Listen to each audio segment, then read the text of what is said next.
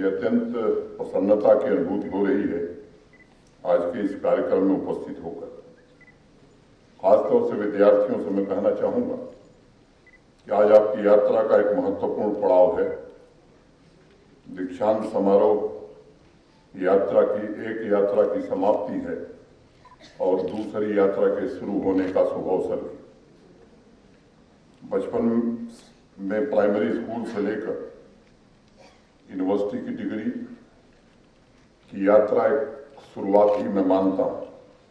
मैं समझता हूं इस शुरुआत के जरिए आप न केवल अपने बल्कि अपने माता पिता, परिवार, शिक्षकों और समाज के स्वप्न को पूरा करने वाले हैं। मैं आप सबको इस अवसर पर बहुत बहुत शुभकामनाएं देता हूं, बधाई देता हूं। जिस दिन किसी यूनिवर्सिटी या किसी कॉलेज में दीक्षांत समारोह होता है उस दिन एक नए समाज के पैदा होने की संभावना जन्म लेती है। दीक्षांत समारोह सिर्फ युवा विद्यार्थियों को डिग्री, मेडल्स, सर्टिफिकेट देने का कार्यक्रम नहीं है। यह अवसर पूरे समाज में राष्ट्र में परिवर्तन तथा राष्ट्र निर्माण में नई ऊर्जा के शामिल होने की घोषणा की है। पूरे जम्मू कश्मीर में सबसे ज्यादा शक्तिशाली, सबसे ज्यादा सबल और सबसे अमूल्य यदि कोई संपदा है तो वो नई पीढ़ी की ऊर्जा है, नई पीढ़ी की चेतना है, नई पीढ़ी का दृष्टिकोण। यही जम्मू कश्मीर और आत्मनिर्भर भारत के लिए उसकी नई दृष्टि होगी। इस 8वें दीक्षांत समारोह में जिन्हें 1152 युवाओं को डिग्री एवं मेडल दिए गए हैं वो हमारे वर्तमान एवं भविष्य की कड़ी है। मैं मानता हूं जब तक युवा चेतना पूरी क्षमता के साथ राष्ट्र निर्माण में भाग नहीं लेगी तब तक किसी भी राष्ट्र की प्रगति सुनिश्चित नहीं हो सकती। इस हाल में मौजूद बच्चे भविष्य की कुंजी है, लेकिन इसे मंजिल समझने की भूल भी नहीं करनी चाहिए। अभी सामाजिक एवं राष्ट्रीय दायित्व को पूरा करने के लिए आपको अनेक रास्तों, अनेक बाधाओं से गुजरना होगा।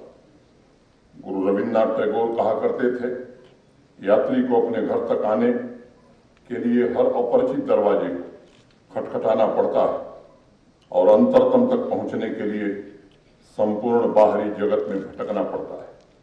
आज से सर्वांगीण मानवीय, सामाजिक तथा राष्ट्रीय विकास की जरूरतों को पूरा करने के लिए आपकी जो यात्रा शुरू होगी वो आपकी सिर्फ भविष्य की प्रतिस्पर्धा के लिए आपको नहीं तैयार करेगी, बल्कि आपके भीतर की संभावनाओं को पूरी तरह से विकसित करने का मार्ग भी प्रशस्त करेगी। युवा साथियों, ये सौभाग्य की बात, इस विश्वविद्यालय का उद्घाटन, जैसा मेरे पूर्व प्रोफेसर सिन्हा ने बताया, देश के पूर्व राष्ट्रपति महामहिम APJ अब्दुल कलाम साहब ने किया था। कलाम साहब खुद में एक बहुत अच्छे शिक्षक थे और वो अक्सर एक बात कहते थे कि अगर लोग मुझे एक अच्छे शिक्षक के रूप में याद रखते हैं तो मेरे लिए बहुत बड़ा सम्मान होगा। कलाम साहब का ये वक्तव्य सही मायने में शिक्षा और शिक्षक का बहुत बड़ा सम्मान है। मुझे याद है जब मैं स्कूल में पढ़ता था और बीजगणित पढ़ना शुरू किया तो जो शिक्षक मुझे बीजगणित पढ़ाते थे उन्होंने a + b² = a² + b² + 2ab बता दिया। उन्होंने, मुझे याद भी हो गया, लेकिन मुझे तब तक समझ में नहीं आया जब तक मैं विश्वविद्यालय नहीं पहुंचा ये होता क्यों है।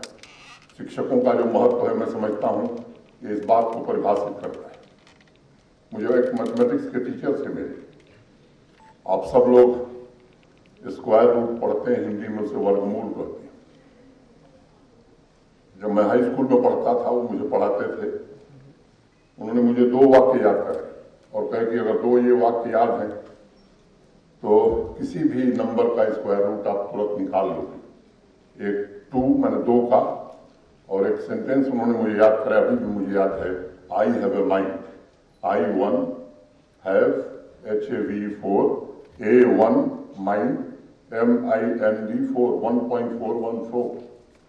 वैसे ही 3 का उन्होंने स्क्वायर रूट के लिए भी एक सेंटेंस मुझे याद कराया I suppose you so, I1 suppose 7, U3, so 2 1.732।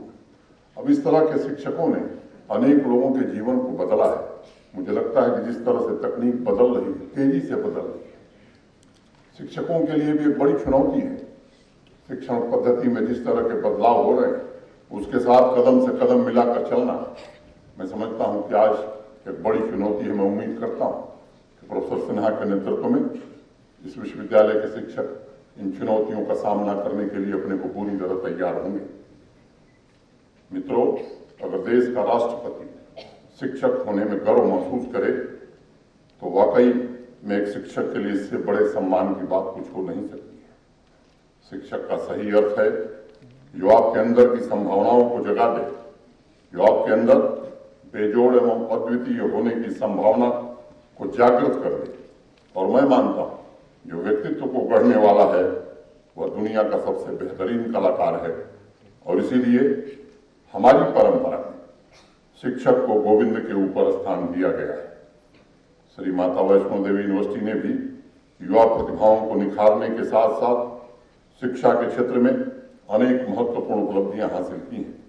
मुझे अत्यंत प्रसन्नता है कि 2004 में 54 स्टूडेंट्स, 2 प्रोग्राम और 3 फैकल्टी मेंबर्स के साथ शुरू हुआ इस यूनिवर्सिटी का सफर 2500 से ज्यादा स्टूडेंट्स, 24 प्रोग्राम और 140 से ज्यादा फैकल्टी मेंबर्स तक पहुंच गया।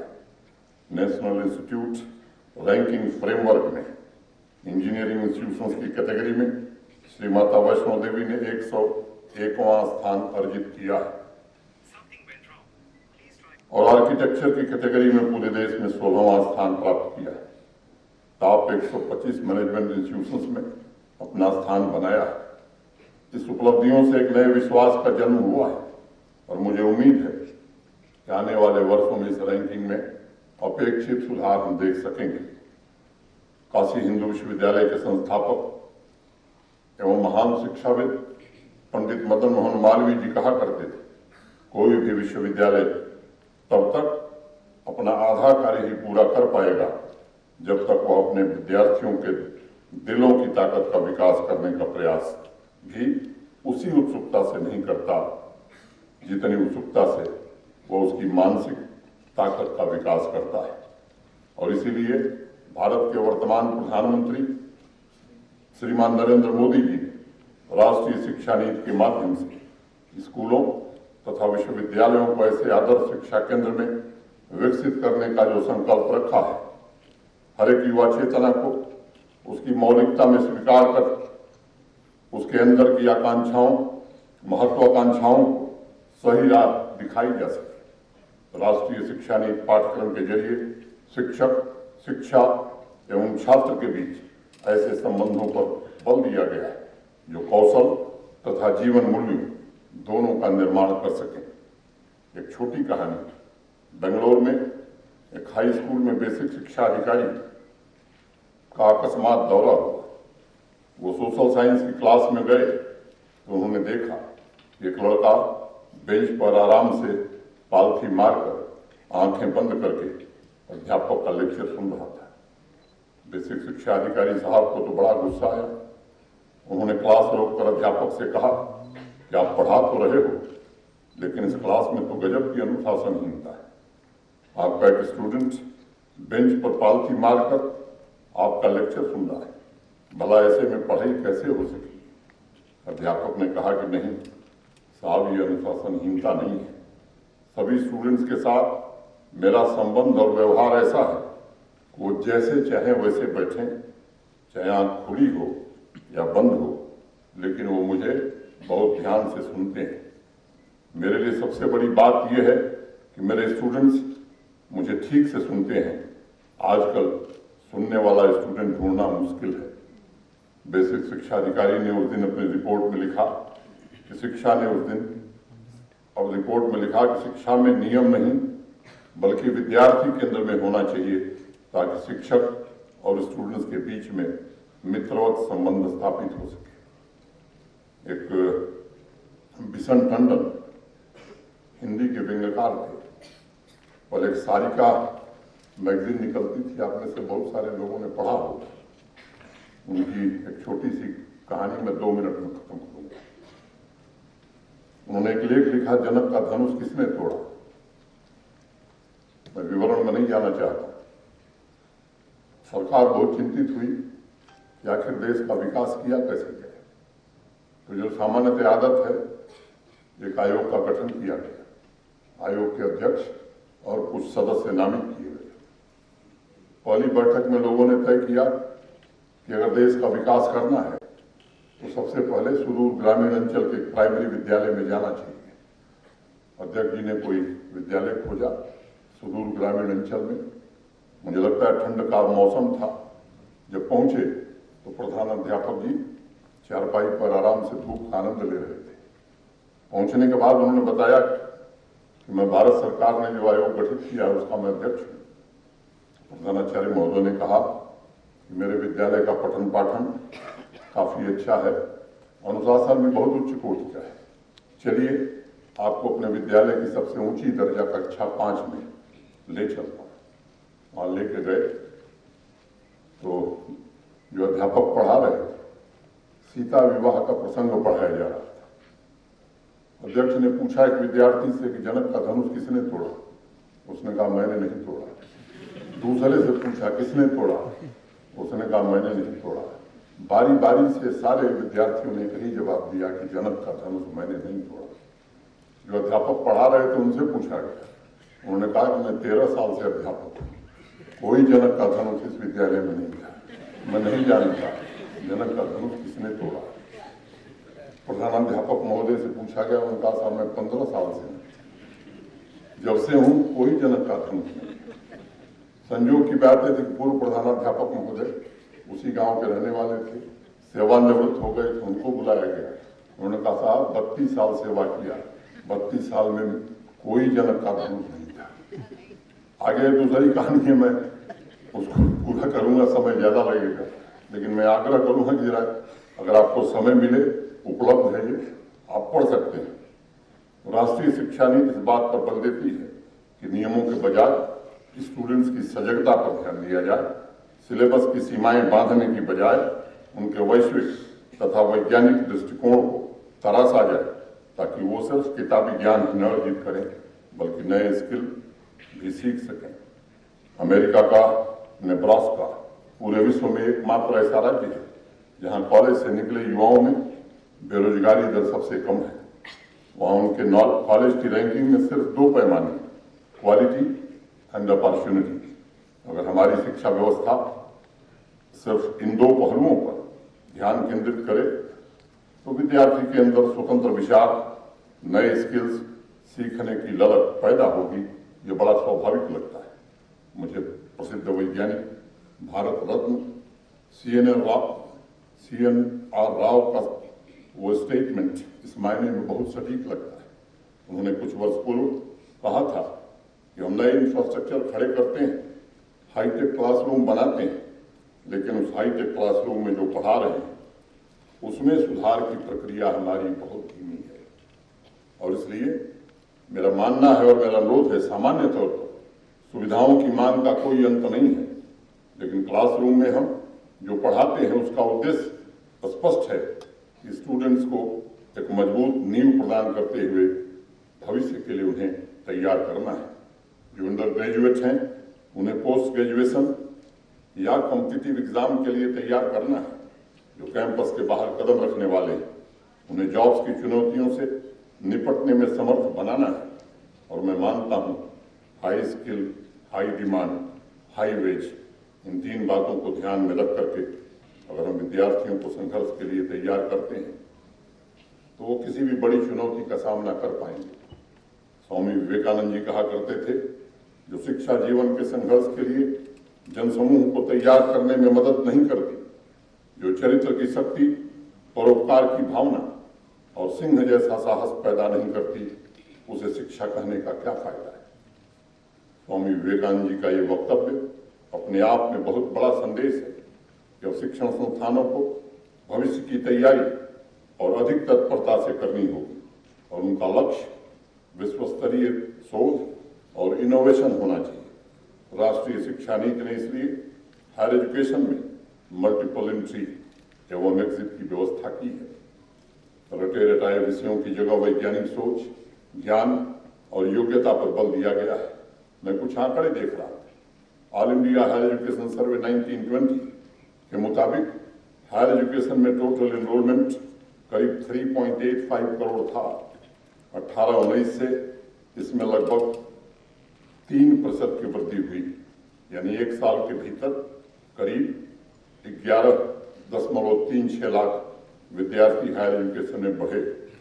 इस सर्वे में देश की 1019 यूनिवर्सिटीज ने भाग लिया था और उसमें बड़े स्पष्ट तौर पर यह निष्कर्ष निकाला गया था कि इंजीनियरिंग की डिसिप्लिन में नेगेटिव ग्रोथ हुई है, जबकि मेडिकल साइंस में 51.1% की बढ़ोतरी हुई है।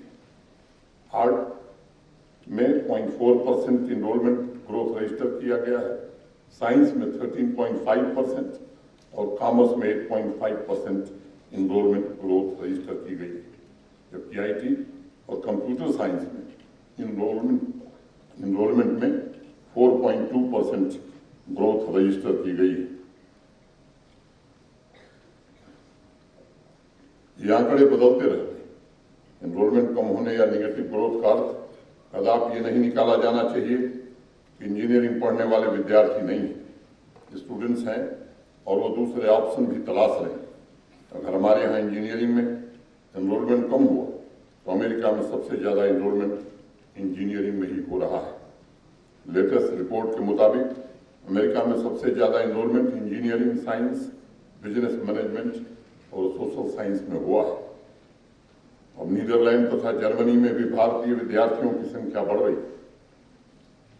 अभी भी बहुत से स्टूडेंट सेंट्रल यूरोपीय देश स्लोवेनिया जा रहे हैं। सवाल यह है, यूक्रेन का किस्सा मैं नहीं जिक्र करना चाहता कि आज भी विदेशों को एक बेहतरीन डेस्टिनेशन क्यों माना जाता है। सबसे पहला जवाब तो समझ में आता है, वहां सिलेबस से हटकर वर्तमान की जरूरतों के मुताबिक पढ़ाई पर जोर दिया गया। उनका पूरा फोकस क्वालिटी और अपॉर्चुनिटी पर रहा है। ऐसा नहीं है कि संसाधनों की कमी नहीं है, लेकिन आज भी मुझे लगता है कि हमें विचार करना होगा। हमारे लिए एक वेकअप कॉल है कि शिक्षा में विश्व नेतृत्व तैयार करने के लिए हमें संस्थानों को आधुनिक और अनुसंधान का उत्कृष्ट केंद्र बनाना होगा। एक राजा ने किसी संत से पूछा, महाराज, बचपन से सुना है कि ज्यादा सोना बुरा है, लेकिन मुझे नींद बहुत आती है, समझ में नहीं आ रहा क्या करूं। संत ने कहा, राजा साहब, अच्छे लोगों का ज्यादा सोना बुरा होता है, लेकिन बुरे लोगों का ज्यादा सोना ही अच्छा है, क्योंकि वो जितनी देर जागते हैं उतनी ही दुनिया में उत्पाद मचाते हैं। मैं सभी शिक्षकों से कहना चाहूंगा कि राष्ट्रीय शिक्षा नीति के माध्यम से हमें एक अवसर मिला कि अकादमिक प्राथमिकता तय करके अपने संस्थानों को जगाएं, उन्हें अंतर्राष्ट्रीय प्रतिस्पर्धा के लिए तैयार करें और सिलेबस पूरी तरह से प्रासंगिक, आधुनिक और प्रगतिशील। हमारे समाज एवं अर्थव्यवस्था की वर्तमान तथा निरंतर बदलती हुई आवश्यकताओं के अनुकूल शिक्षण कार्य ह्यूमन कैपिटल को कॉम्पिटिटिव और प्रोडक्टिव बनाने में मदद कर सकता है। मुझे खुशी है, श्री माता वैष्णो देवी यूनिवर्सिटी राष्ट्रीय शिक्षा नीति के तहत business administration, science, social science तथा ह्यूमैनिटीज में 7 नए इंटीग्रेटेड कार्यक्रम शुरू किए हैं और पोस्ट ग्रेजुएशन में हिंदी तथा डोगरी के 2 नए पाठ्यक्रमों की भी शुरुआत की है। इंटीग्रेटेड कोर्स स्टूडेंट्स को यूनिवर्सिटी कैंपस के बाहर कड़ी प्रतिस्पर्धा के लिए पूरी तरह तैयार करते हैं और आज के समय की आवश्यकता है कि हम थियरी बेस्ड उस मानसिकता से निकलें जिसे नई जनरेशन कॉलेज बबल कहती है। युवा साथियों, फ्रांस वर्थ ने टेलीविजन थियरी पढ़कर नहीं बनाया, पहले एक स्टूडेंट के रूप में और फिर एक रेडियो रिपेयर करने वाले के रूप में उन्होंने संघर्ष किया। जो भी सीमित संसाधन थे उसके जरिए उन्होंने प्रयोग किए, तब जाकर 1930 में उन्हें टेलीविजन का पेटेंट मिला था। बहुत से युवा म्यूजिक सुनने के लिए जो हेडफोन इस्तेमाल करते हैं, उसके आविष्कारक बॉडवे पावर प्लांट में काम करते थे। क्या हमें पिछले 20 साल में कोई ऐसे इंजीनियर का नाम याद आ रहा है जिसके आविष्कार ने उद्योग से लेकर शहरी और ग्रामीण व्यवस्था में कोई आमूलचूल परिवर्तन किया है? अगर हमें आज ये सोचने के लिए दिमाग पर जोर लगाना पड़ रहा है तो इसका मतलब है ह्यूमन कैपिटल तथा इन्वेंशन में कहीं न कहीं गैप है, और वो ऐसा अवसर है जब हम सबको इस पर सोचने की आवश्यकता है। स्टूडेंट्स के फीडबैक की भी एक संस्थागत व्यवस्था की जानी चाहिए ताकि अगर कहीं पढ़ाने में कमी है तो उसे भी शीघ्र दूर किया जा सके। विद्यार्थियों से मैं खास तौर से जम्मू कश्मीर के संदर्भ में 2-3 बातें मैं कहना चाहूँगा। मित्रों, आप देख रहे हैं सड़क बनाना इस पूरे भौगोलिक क्षेत्र में अति दुर्गम कार्य है। सड़कें बन रही हैं, लैंडस्लाइड के कारण, भारी जल के कारण शीघ्र खराब हो रही है। क्या आप इस पर काम नहीं कर सकते कि कैसी सड़कें बनाई जाए जो अस्थायी रह सके? एक बड़े भूभाग में लगभग 6 महीने बर्फ पड़ती है। हॉट मिक्स प्लांट की जरूरत या कोल्ड मिक्स प्लांट के बारे में हम नहीं सोच सकते। जिस चीज से हम सड़क बनाते हैं उस मटेरियल की भी एक सीमा है। आखिर कब तक हम उसका इस्तेमाल करेंगे? जिससे हम सड़क बनाते हैं क्या उसका पुनः उपयोग हम करके सड़क को मजबूत बना सकते हैं? ये प्रश्न है। मुझे लगता है इस पर आपको विचार करने की जरूरत है। कनेक्टिविटी एक बड़ा सवाल है। खासतौर से मैं आ रहा था, देखा रास्ते में किसी का फोन आया, मैं बात नहीं कर पा रहा। क्या टावर्स के द्वारा ही सिग्नल भेजे जाएंगे या कोई दूसरा विकल्प हम तैयार कर सकते हैं? हमने पढ़ाई इसलिए नहीं की है कि हम डिग्री लेकर के यहाँ से निकल जाएंगे। मुझे लगता है कि ये प्रश्न है जिन पर माता वैष्णो देवी विश्वविद्यालय के इंजीनियरिंग के विद्यार्थियों से मेरी अपेक्षा है वो इस पर काम करेंगे। आप सब जानते हैं फ्यूल का जो सोर्स है वो लगातार घट रहा है और देश पर कितना बड़ा बोझ पड़ रहा है। क्या इस पर हम काम नहीं कर सकते? ये विचारणीय प्रश्न। देश में चिप्स की जिस तरह का संकट रहा है, कुछ स्थानों पर निर्माण कार्य शुरू हुआ है। क्या इस विश्वविद्यालय के विद्यार्थी इस पर काम नहीं कर सकते? क्या सेमीकंडक्टर्स दुनिया के कुछ देशों के लिए ही है या इस विश्वविद्यालय के विद्यार्थी भी इस पर काम करके देश को एक सस्ती टेक्नोलॉजी दे पाएंगे? मैं आप सबसे निवेदन करना चाहता हूँ कि आज का ये अवसर है, हमें संकल्प लेना चाहिए। ये जो ज्वलंत मुद्दे हैं जम्मू कश्मीर के, हमारे देश के, इन मुद्दों पर हमारी सोच क्या है और हम क्या समाधान लेकर के आने वाले 6 महीने 1 वर्ष में काम कर सकते हैं। विजन निश्चित रूप से अच्छा होता है, सबका एक विजन होना चाहिए, विश्वविद्यालय का हो, संस्था का हो। लेकिन मुझे लगता है कि मिशन कम महत्वपूर्ण नहीं है। विजन लंबे समय का होता है, मिशन भी हमें कुछ न कुछ बनाना चाहिए कि 2 साल में हम ये हासिल करेंगे, 5 साल में हम ये हासिल करेंगे। मित्रों, मैं सभी शिक्षकों से ये अनुरोध करूंगा कि अगर नॉलेज को वेल्थ में परिवर्तित करना है तो आउटकम बेस्ड एजुकेशन पर हमें ध्यान देना ही होगा। अगर हम आउटकम बेस्ड एजुकेशन के माध्यम से इनोवेशन को यूनिवर्सिटी के स्तर पर ही प्रोत्साहित करना शुरू कर देंगे तो आने वाले समय में स्टूडेंट्स को तकनीकी सेवाओं वाले नेटवर्क के साथ निश्चित रूप से जोड़ सकेंगे। मैं मानता हूँ शिक्षा का मतलब सिर्फ इंफॉर्मेशन और लर्निंग नहीं है। शिक्षा का मतलब आविष्कार है, शिक्षा का मतलब रूपांतरण है। अगर हमने रूपांतरण का लक्ष्य नहीं रखा होता तो शायद स्पेस और मिसाइल के कार्यक्रम कभी देश में पूरा नहीं होते। इसलिए मैं युवा स्टूडेंट्स को कहता हूँ, इंटेलिजेंट, रिफ्लेक्टिव तथा कैंपैशनेट, जो सभी क्षेत्रों में विकास का, इनोवेशन का इंजन बनने की क्षमता रखते हैं, उनके अंदर क्यूरियोसिटी को, उनके अंदर की इंडिपेंडेंट थिंकिंग को बढ़ावा देने की कोशिश हमें करनी है। और अंत में एक बात मैं सभी विद्यार्थियों से कहना चाहूँगा, education is not about the race to come first, but education is about achieving the highest peak of values in life. समाज एवं राष्ट्र को आपसे बहुत सारी उम्मीदें हैं, अपेक्षाएं। अपने सामाजिक मूल्यों के साथ राष्ट्र निर्माण का संकल्प तथा आसपास बदलाव का प्रयास करना, मैं समझता हूँ असल शिक्षा का मतलब यही है। मित्रों, मैं माननीय कुलपति जी को, उनके साथ इस विश्वविद्यालय में सभी प्राध्यापकों हृदय से बधाई देना चाहता हूँ। कम समय में इस विश्वविद्यालय ने जो एक लंबी यात्रा की है, निश्चित रूप से वो सराहनीय है। युवा साथियों, मॉडर्न एजुकेशन के साथ जो हमारे जीवन के मूल्य हैं, जो हमारे संस्कार हैं, कांटे हटाने की जो परंपरा है, आप सबको चुनौती से लड़ने की क्षमता प्रदान करती है। मैं उसे ही पूर्ण शिक्षा मानता हूं जो बेहतर प्रोफेशनल इंजीनियर, ग्रेजुएट, पीएचडी के साथ स्टूडेंट्स में करुणा, संवेदनशीलता को भी पनपाने में सहयोग करे।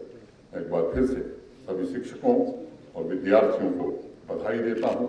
उम्मीद करता हूं इस प्रतिष्ठित विश्वविद्यालय में प्राप्त प्रशिक्षण और शिक्षा से आपको भविष्य की चुनौतियों का सामना करने का संबल मिलेगा तथा आप राष्ट्र की प्रगति और समृद्धि में अपना योगदान देंगे।